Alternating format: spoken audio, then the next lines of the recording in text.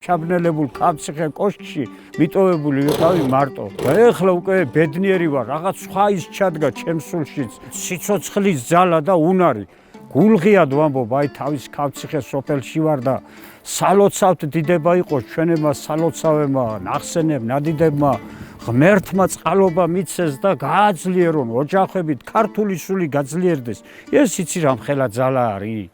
ხო, აი ზღაპარი დაუჯერებელი, უცნობი ადამიანები მოვიდნენ და აგერ რას რამხელა ძალას აკეთებთ.